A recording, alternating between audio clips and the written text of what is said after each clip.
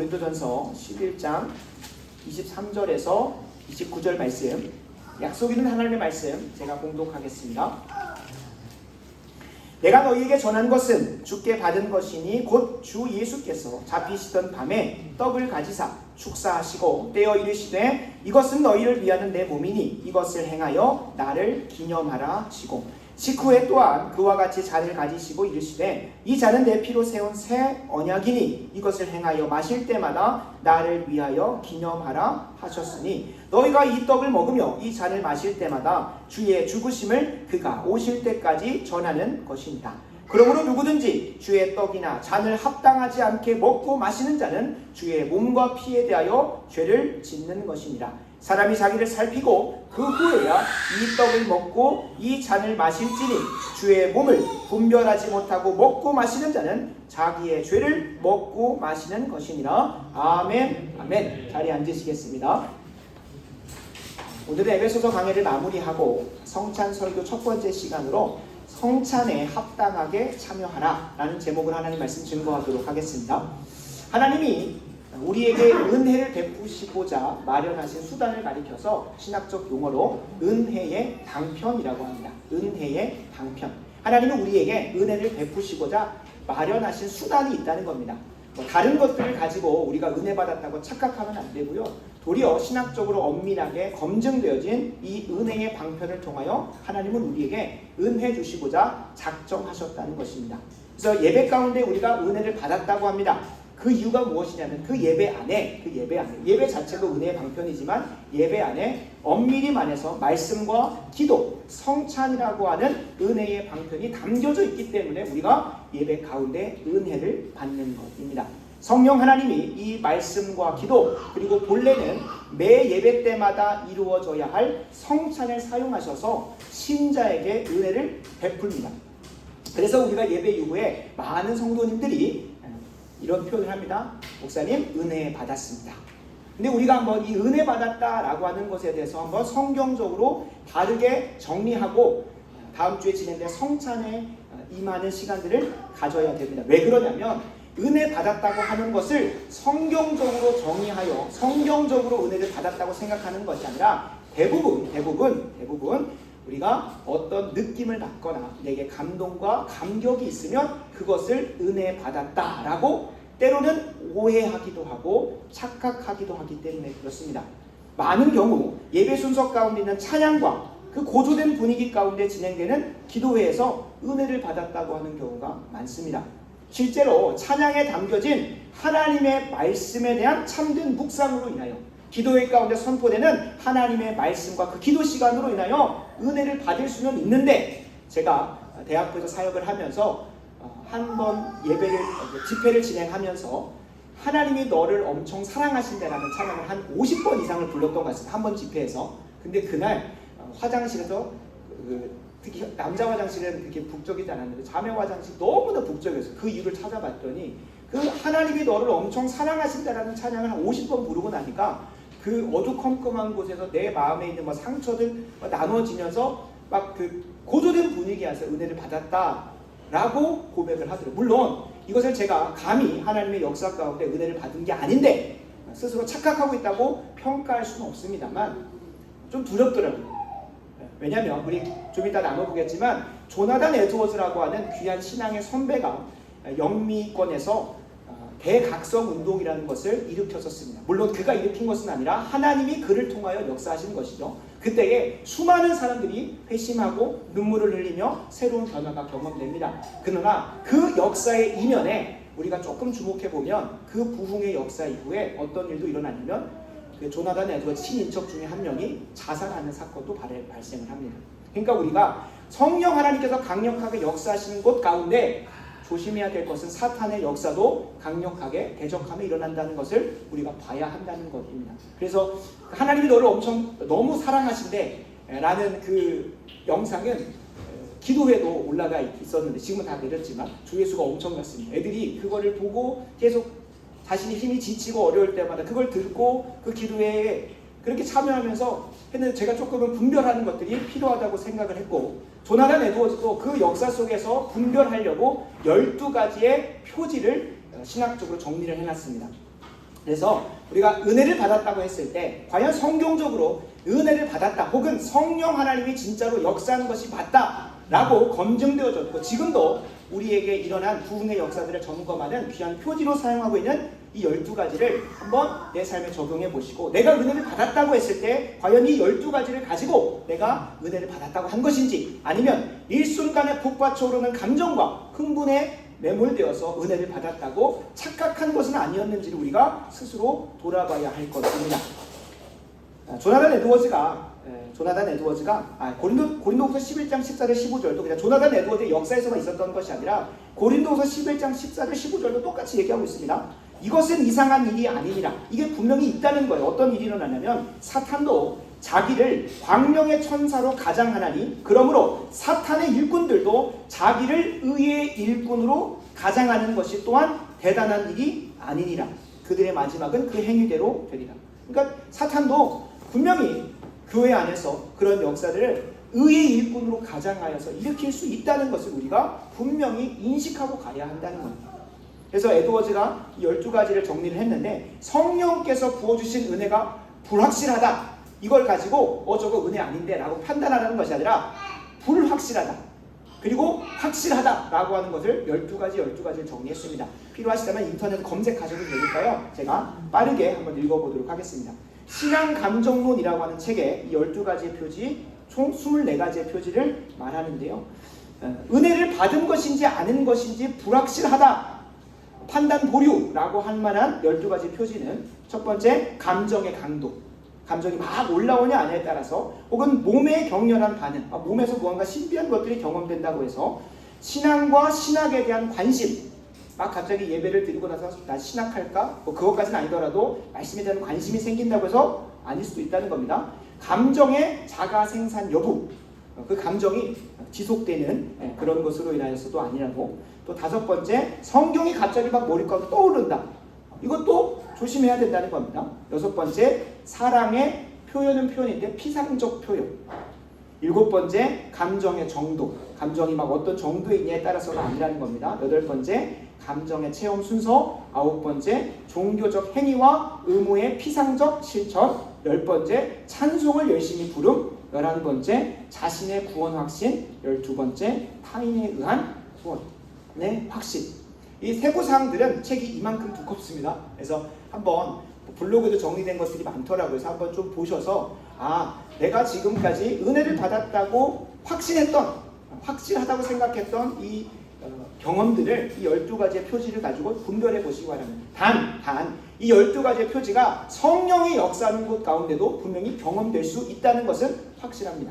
이것이 경험되면 이건 사탄의 역사, 그렇게 치부하라는 것이 아니라 성령의 부어주시는 은혜인지 아닌지 불확실하다는 것일 뿐이지 이것이 동반되는 것은 맞습니다. 그러나 이것은 성령의 역사가 확실하다라고 하는 12가지가 있는데요. 첫 번째, 성령의 내주. 성령 하나님이 그 심령 가운데 내주하시는 것. 두 번째, 하나님의 하나님 되심에 대한 인식. 하나님이 진짜 하나님이시구나 라는 것들을 그 심령 가운데 인식하기 시작하고, 세 번째, 하나님의 아름다움에 대한 인식. 하나님의 선하심, 하나님의 사랑하심, 하나님의 자비하심, 그것에 대한 참된 인식이 생기기 시작을 하고, 네 번째, 하나님을 아는 지식이 깊어지기 시작을 합니다. 다섯 번째, 진리에 대한 깊은 확신이 생기고, 여섯 번째, 내가 많은 지식을 안다고 해요 교만함으로 가는 것이 아니라 점점 더 겸손한 자리로 가는 참된 겸손이 등장을 합니다. 더불어 일곱 번째, 성품의 변화가 일어나기 시작하고, 그 성품은 어디까지 닮아가냐면 여덟 번째, 예수 그리스도의 성품이 드러날 정도로 변화되어져 간다는 겁니다.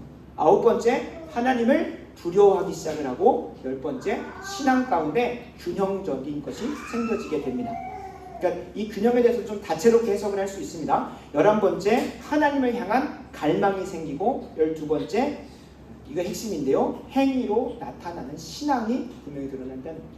실제적으로 보면 이거를 막 다양하게 표현했지만 이 성령의 역사가 확실하지 않다, 불확실하다라고 하는 건 대부분 어디에 표출돼 있을까? 좀 매몰되어 정리할 수 있냐면 감정에 우리가 휘둘려서는 안 된다. 일순간 확 올라오는 감정에 우리가 성령 받았다 혹은 은혜 받았다라고 착각하면 안 된다는 것이고, 반대로 앞에 것이 일시적이고 템포럴한 거라면 뒤에 부분 확실하다라고 하는 건 지속적이고 그리고 점점 더 그 삶의 실천과 열매로 분명하게 경험되어진다는 거예요.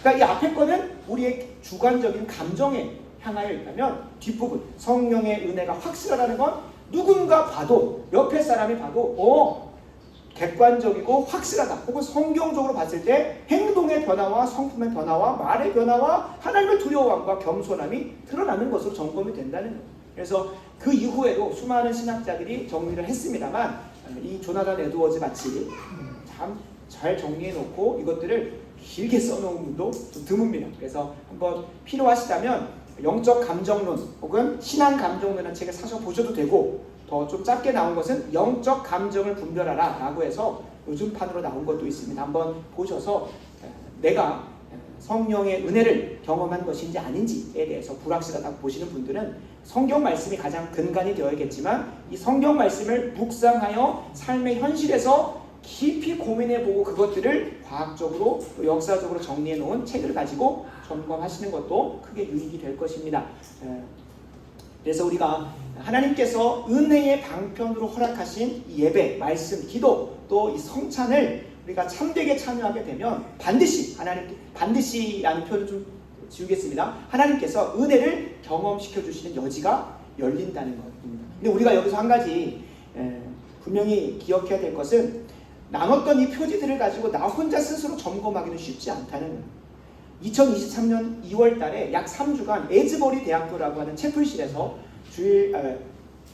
점심 채플이 진행이 됐고 거기서 남은 20명의 친구들이 그 채플이 끝났음에도 불구하고 끝없이 기도하면서 3주간 전국에서 혹은 전 세계에서 와가지고 예배가, 기도가, 회개가 엄청 일어났어요. 근데 이것들에 대해서 약 한 1년, 2년 뒤에 수많은 신학자들이 이게 부흥이냐 아니냐 혹은 성령의 역사냐 아니냐 혹은 하나님의 은혜가 주권적이고 강권적으로 부어지는 것이냐 아니냐에 대해서 여러 이제 설왕설래하면서 판단을 했는데 아직도 명확하게 판단할 수가 없어요. 왜 그럴까요? 조나단 에드워즈의 표지를 가지고 보면 그들의 그 기도와 힘쓴 부어지심의 역사 이후에 과연 그들에게 행동의 변화가 또 실천의 변화가 일어났느냐. 그래서 우리가 그 기독교 역사 가운데 부흥이라고 하는 성령의 역사가 강력하게 일어났다고 하는 부흥을 말할 때는 그냥 모여서 예배드리기 시작했다, 힘써서 밤새도 기도했다, 그것으로 말하지 않습니다. 그 이후에 삶의 실천으로 변화되어졌는가.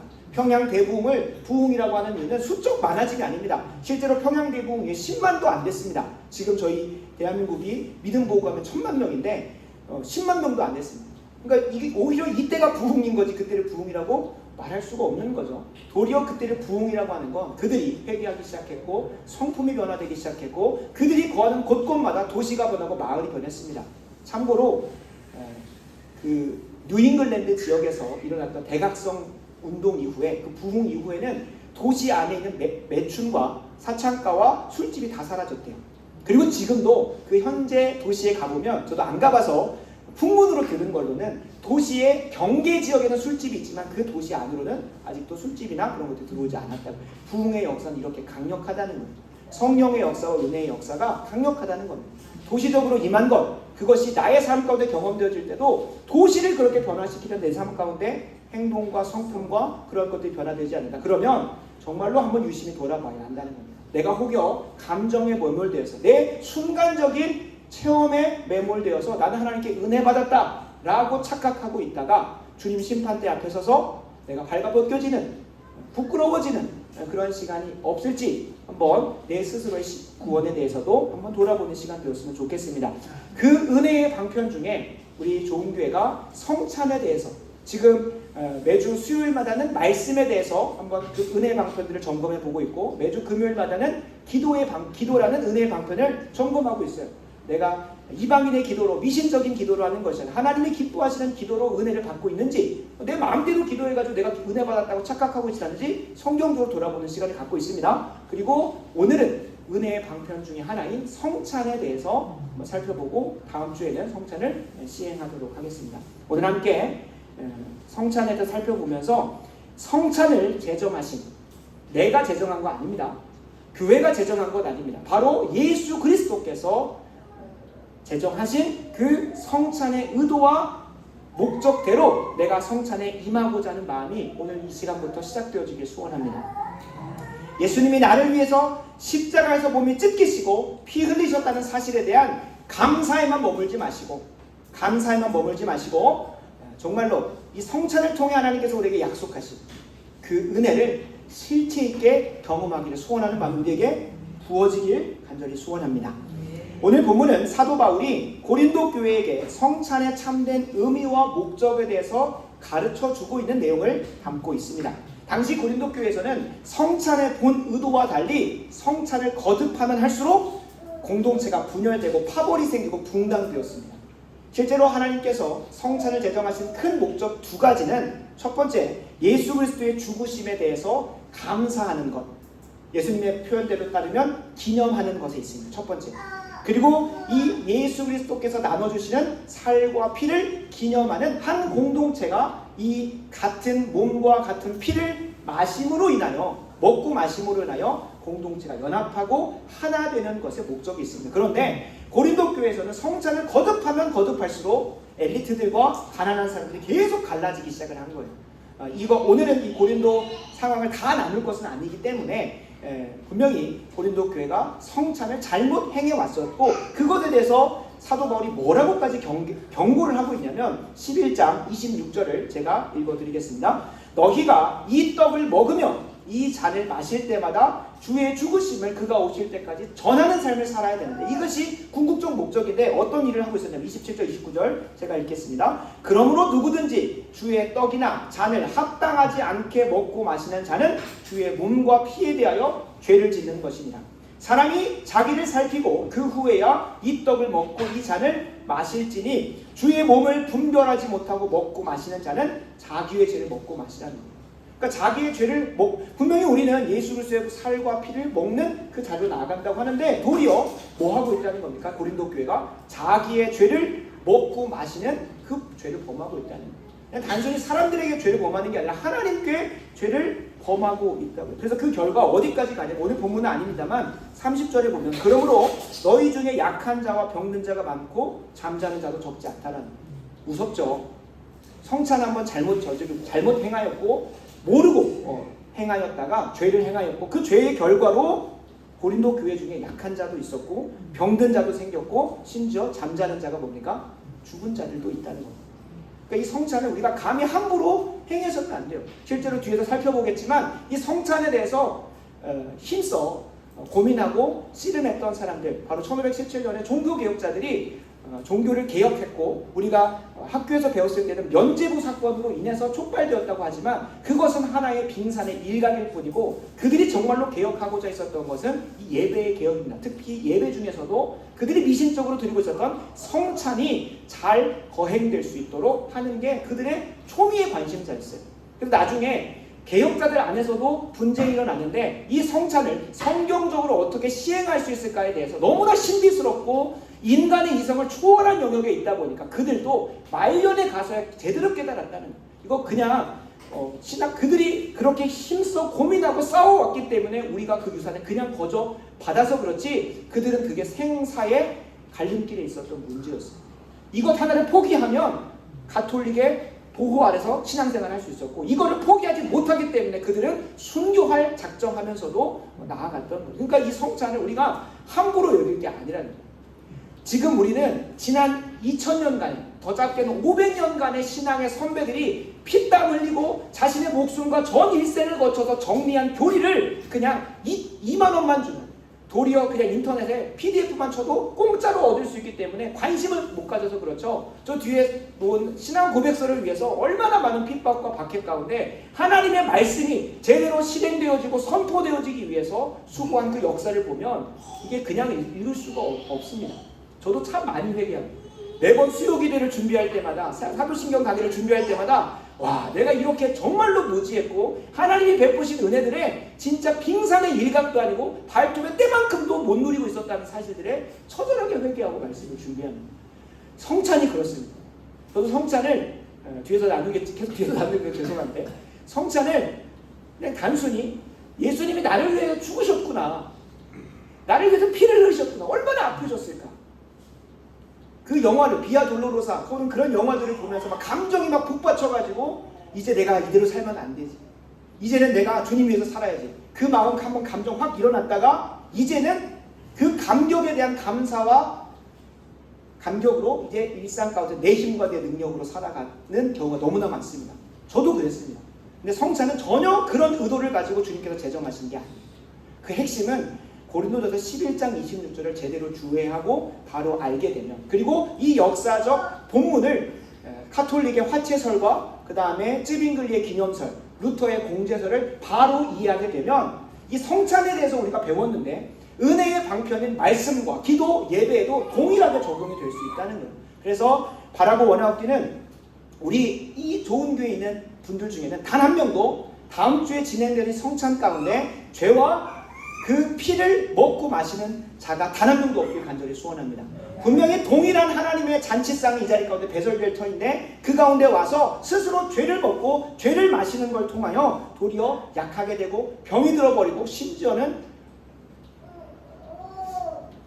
육체적 죽음이 아니라 영적 죽음까지도 우리가 결코 경험하지 않았으면 좋겠습니다. 그래서 오늘 이 성찬에 대해서 좀 깊게 살펴보게 될 텐데 우리가 오늘 본문을 들어가기 전에 한번 꼭 기억해야 될 것이 있습니다. 뭐냐면 성찬을 우리에게 제정하신 목적은 26절에 있는데 이 26절을 보면 우리에게 은혜 주시려고 라고 하는 말이 하나도 없습니다. 성찬을 우리에게 기념하라고 하신 이유는 주의 죽으심을 주님 다시 오시는 그날까지 참된 교회로서 나 자신에게 그리고 세상에게 드러내기 위해서 전하기 위해서 우리에게 이 성찬을 허락하셨다는 걸 기억해야 돼요. 다른 표현을 하면 무엇입니까? 내가 은혜 받기 위해서 성찬에 임하는 것이 아니라 내가 불편하고 어렵더라도 하나님의 영광을 위해서 주님 말씀 순종하기 위해서 성찬에 참여한다는 목적부터 우리가 가지고 가야 되는 것입니다. 이것이 우리가 잘 정립이 안 되고 나면 예배 드리러 오는 것도 여러분 이 자리에 은혜 받으려고 오는 거 아닙니다. 은혜는 두 번째 목적이라고 계속 말씀드렸습니다.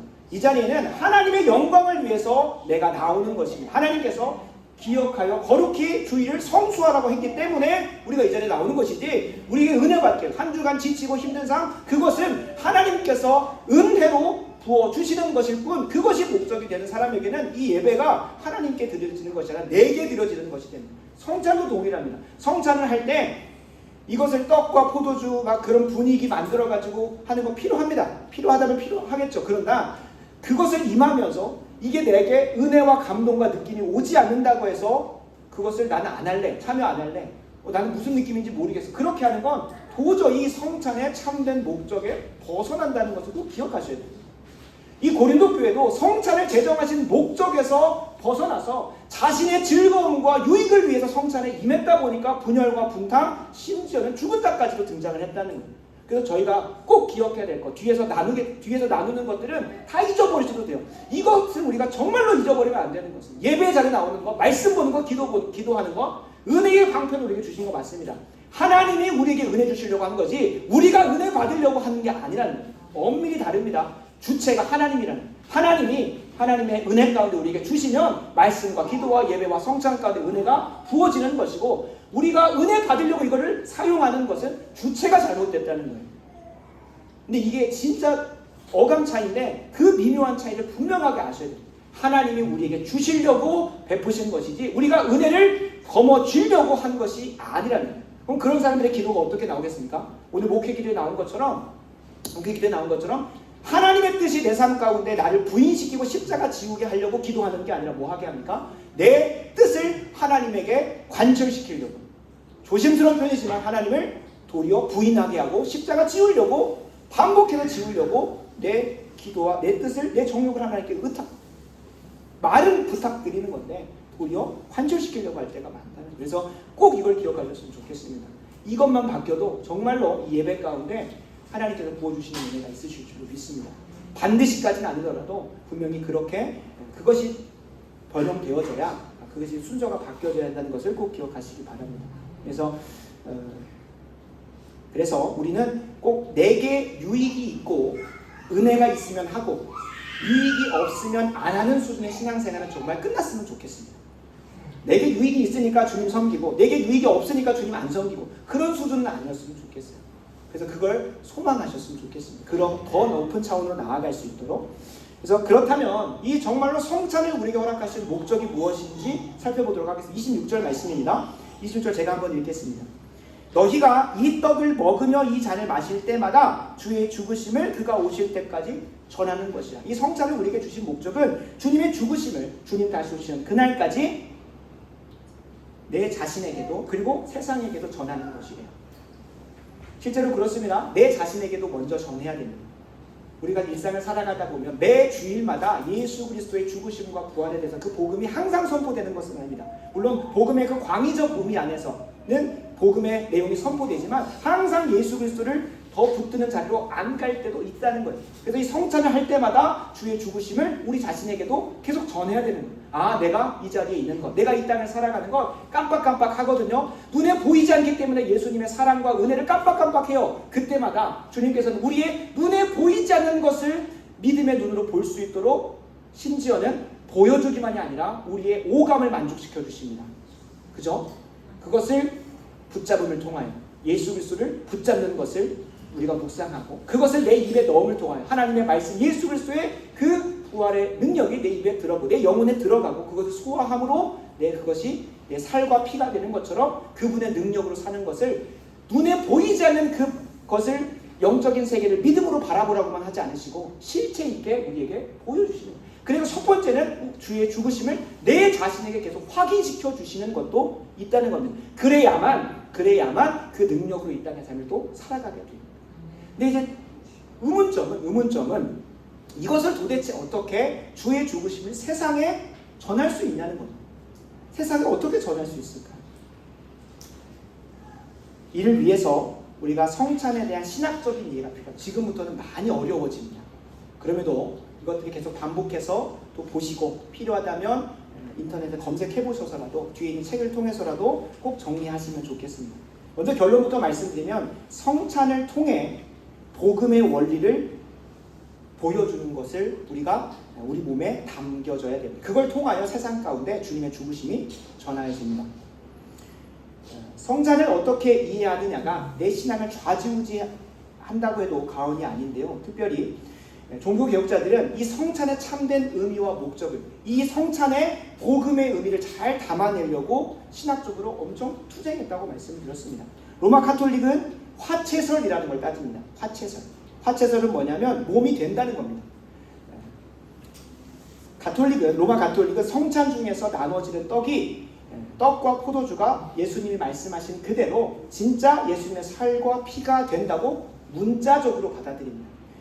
고린도전서 11장 23절 25절을 오늘 본문을 보면 예수님께서 직접적으로 이 떡을 떼시면서 이것은 내 몸이라고 말씀하시죠. 23절 한번 보겠습니다. 내가 너희에게 전한 것, 사도 바울이 지금 고린도 교회에게 가르쳐주고자 하는 이 성찬은 예수님께서 제정하셨고 그날 밤에 예수님께서 잡히시던 6월절 밤에 떡을 가지시고 24절 축사하시고 떼어 이르시되 이 떡이 너희를 위하는 내 몸이다 라고 말하시면서 이것을 기념하라고 하셨다는 거예요. 그러니까 이 말씀대로 이 떡이 그 순간 예수님의 몸으로 변했다는 거예요. 그리고 매 주마다 가톨릭 같은 경우는 매 주마다 성찬을 진행을 하거든요. 이 떡이 그 사제, 그 신부의 이 약속의 말씀에 선포를 따라 축사를 통해 예수님의 몸과 피가 된다라고 고백을 하는 거예요. 목사님 이런 신학적 이해를 알아서 뭐합니까? 라고 생각을 하는데 이 잘못된 신학적 이해가 그들의 신앙의 열매를 결정짓습니다. 뒤에서 나누겠습니다. 그래서 이들이 잘못 신학적 이해를 갖고 있는 이유가 그걸 잘 살펴보면 이거는 세 가지 이유 때문에 틀렸습니다. 뭐냐면 상식적으로 말이 안 되는 거예요. 무슨 말이냐면 예수님은 지금 우리의 신앙의 고백에 따라서 저 천국에 성경의 약속에 따라 저 천국에 육신을 입고 하늘에 오르셔서 보좌 우편에 앉아 계십니다. 우리가 사도신경 강에서 나눈 것도 그것입니다. 근데 그분이 이 땅 가운데 다시 한번 오실 때는 어떻게 오신다 했습니까? 심판주로 오시지 이렇게 제단 위에서 성찬상 위에서 찢기시는 몸으로 온다고 한 적이 없습니다. 그러니까 주님의 약속의 말씀하고도 맞지 않다는 거예요. 더불어 우리가 육체라고 하는 것은 이 좋은 교회에 있으면 동시에 다른 교회에 있을 수 있습니까? 없습니까? 없어요. 예수님의 신성은 무소부재하시고 어디에나 계실 수 있는 분이지만 예수님이 입으신 인성, 육체는 한 곳에 머물러 있으면, 공간에 머물러 있으면 다른 공간에는 있을 수가 없습니다. 그런데 가톨릭이 말하는 신학적 이해 안에서는 이 몸이 여기 있다는 거예요. 그러면 다른 교회는 몸이 아니라는 것에 대한 상식적 모순이라는 거예요. 두 번째로 보면 로마 가톨릭의 신학에 따르면 히브리서 10장 10절의 말씀을 거역하는 것이 됩니다.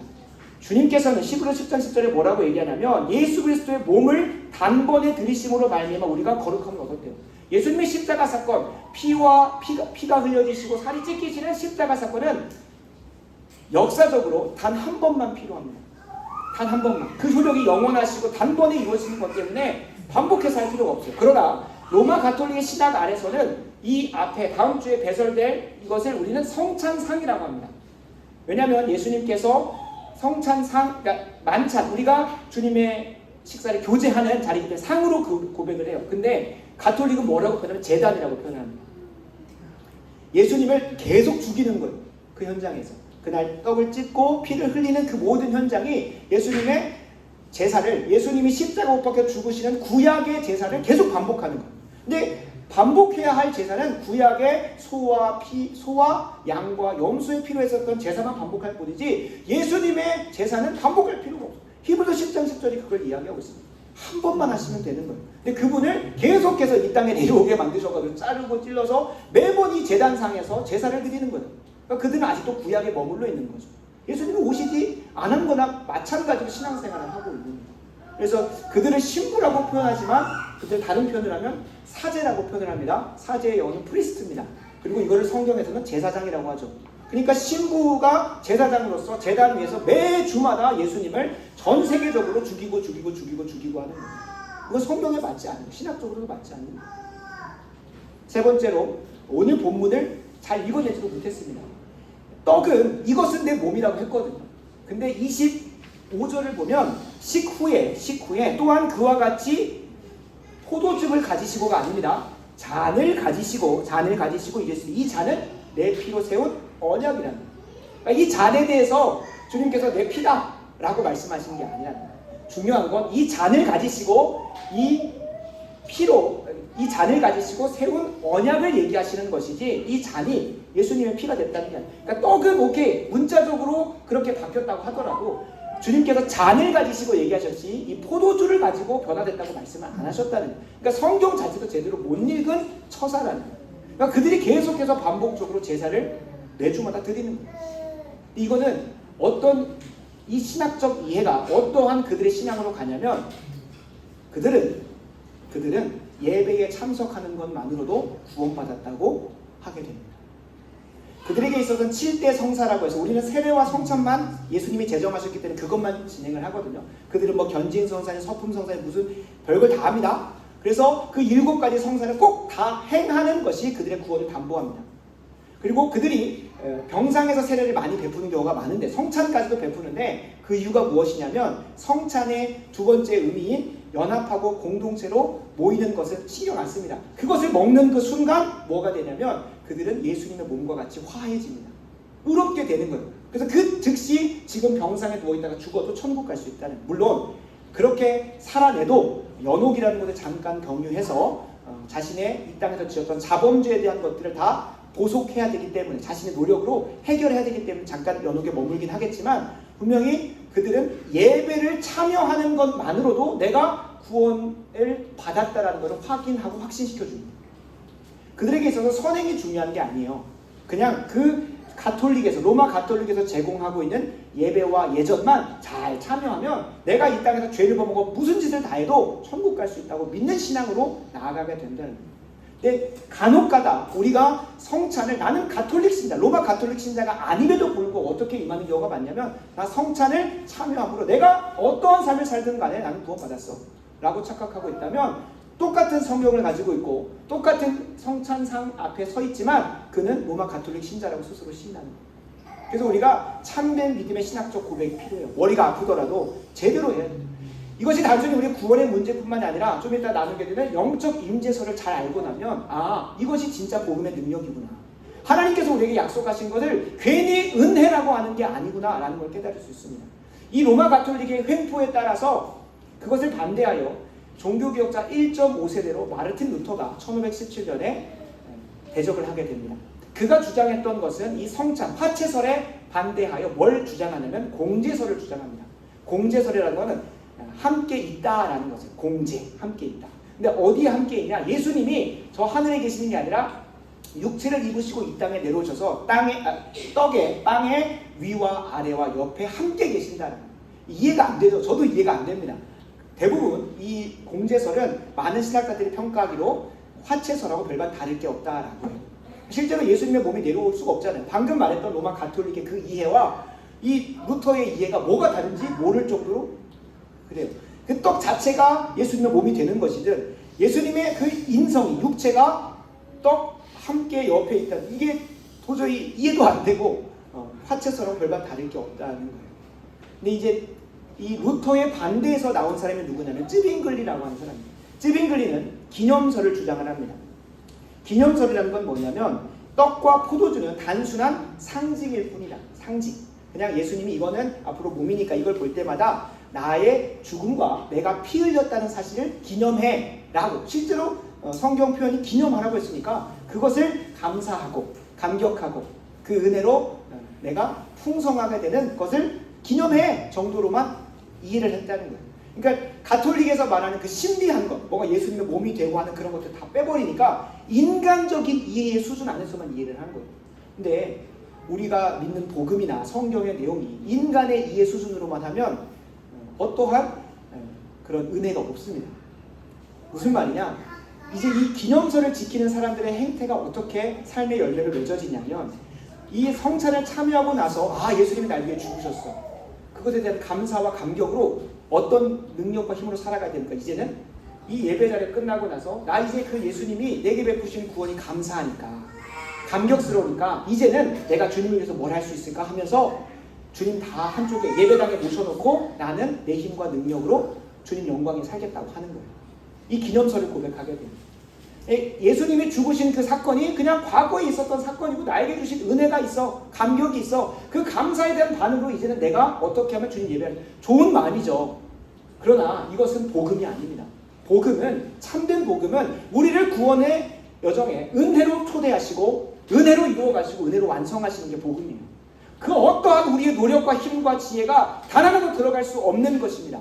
그게 복음이에요. 근데 이 기념설은 이 성찬 자리까지는 은혜예요. 예수님께서 그 성찬 자리를 마련해 놓으셨고 나를 구원의 여정을 시작하셨습니다. 갈라디아 교회랑 똑같은 겁니다.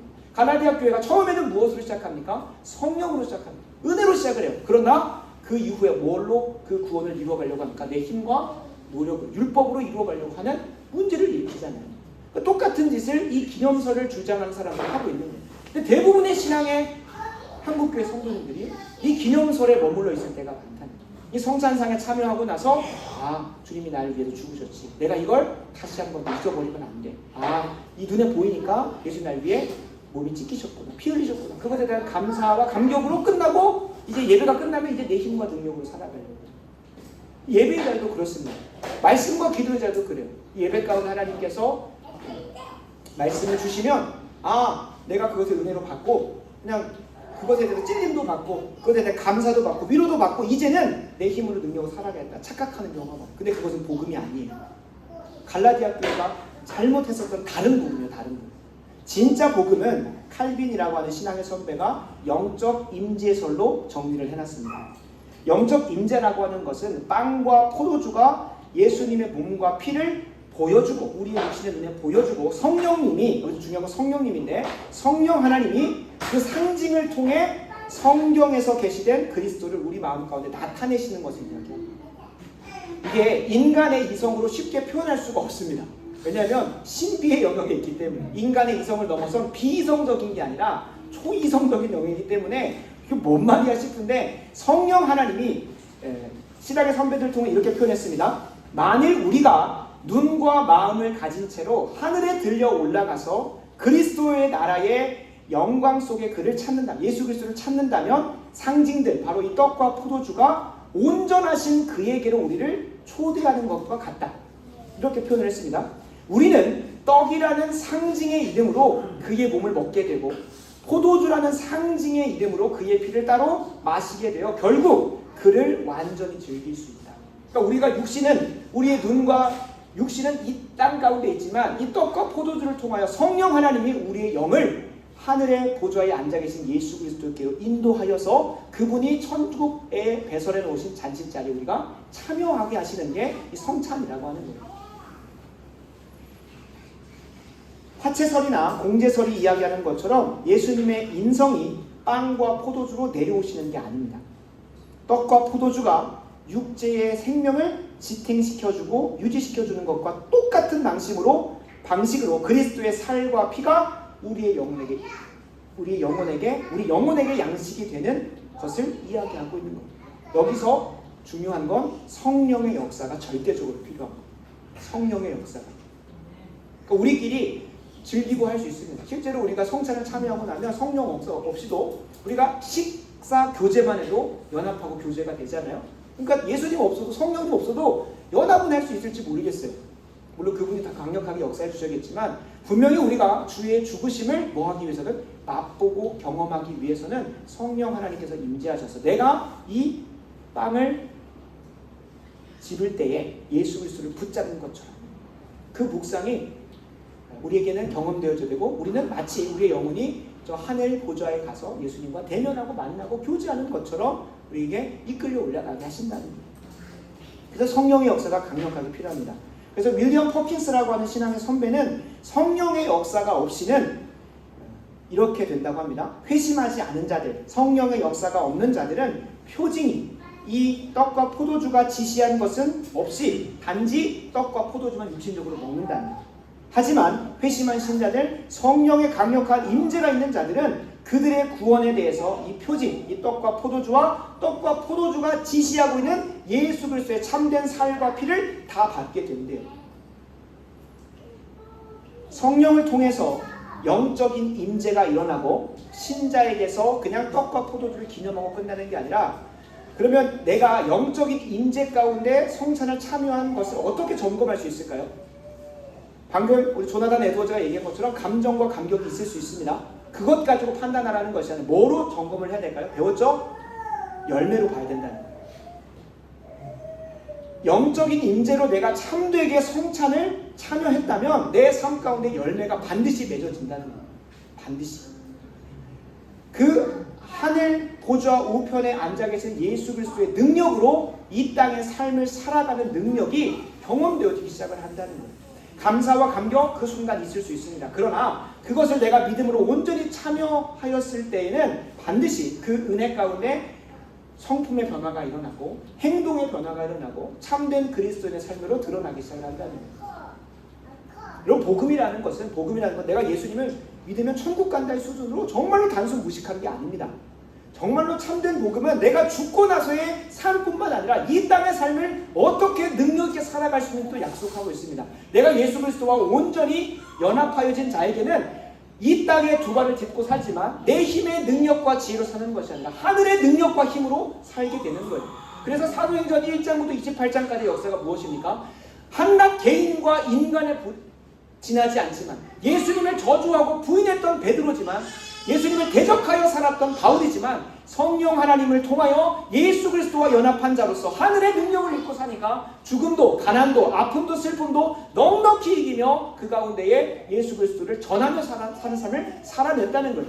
우리가 세상 가운데 이 성찬을 지킴을 통하여 주의 죽으심을 전하는 방법은 이 성찬을 참되게 임하고 그 성찬을 통하여 하늘 보좌 우편에 올라가 그분이 배설해 놓으신 하늘의 잔치를 참여하는 걸 통해 그분이 먹여주시는 떡과 살과 피의 능력으로 이 땅의 삶을 능력 있게 살아낼 때 자연스럽게 주의 죽으심은 세상 가운데 전하여지는 것입니다. 전도를 안 할래야 안 할 수가 없는 삶의 여정으로 가는 거예요. 저 사람은 다르거든요. 분명히 나와 같이 육체의 성정을 가진 혈과 육을 가진 똑같은 사람인데 전혀 다른 삶을 살아내고 바랄 수 없는 중에 기적이 그 삶 가운데 펼쳐지니까 사도행전 2장에 뭐라고 합니까? 온 열방이 그들을 보고 칭송하고 하나님께 영광을 돌리는 거예요. 얼마나 안타깝습니까? 한국교회가 이번 주 총회를 주관했는데 각 교단마다 다 문제가 있어요. 다 문제가. 안타깝죠.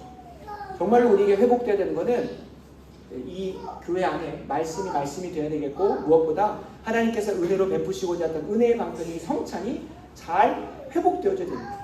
단순히 그냥 신학적으로 이해하고 끝나자고 하는 것이 아니라 이것이 내게 실제 있게 경험되어져야 돼요. 그래서 청교도들 하면 어떤 사람들이 청교도냐면 하나님의 약속된 말씀이 내 삶 가운데 다 실체로 경험되어지기를 바라는 사람들이 청교도들이었습니다. 그들이 쓴 책들은 성경을 주제별로 잘 정리해서 교리로 정리를 합니다. 그리고 그 교리가 내 삶 가운데 경험되어집니다. 그러니까 삶의 구체적인 적용들이 매 설교마다 있었어요. 이 성찬이 그렇게 종교개혁자들이 목숨을 걸고 싸울 정도로 중요한 것이었다면 왜 그렇게 중요할까? 나에게 어떤 유익이 있길래 나에게 어떤 은혜를 베풀어 주시려고 하셨을까? 단순히 이 자리에 와서 감사 감동하고 끝나는 것이 아니라 이 자리가 끝나고 나면 이제 내 힘과 내 능력으로 살아가는 것이 아니라 하늘의 능력으로 이 땅의 삶을 살아가는 것이 무엇인지 그 가운데 소망하게 만들고 기억하게 만들고 내 자신에게 경험되어졌다면 자연스럽게 내 삶의 실천을 통하여 세상에게도 주의 죽으심이 전하여지는 것. 그것이 주님께서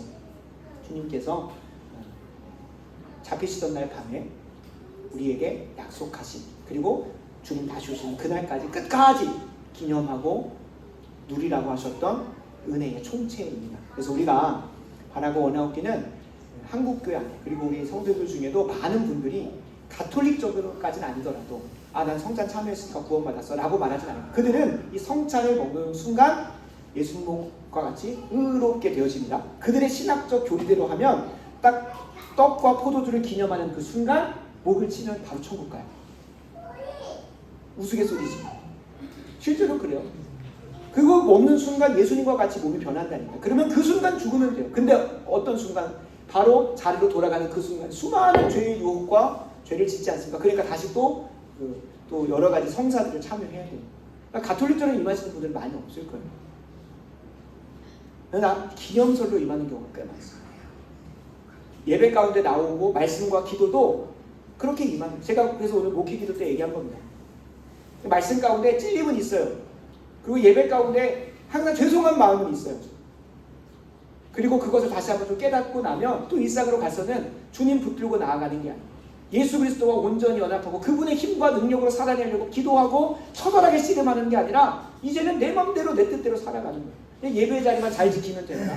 그리고 이 자리에 와서 내 감사, 하나님에 대한 감사, 죄송한 마음 불러일으키고 내 주님 뜻대로 살지 못한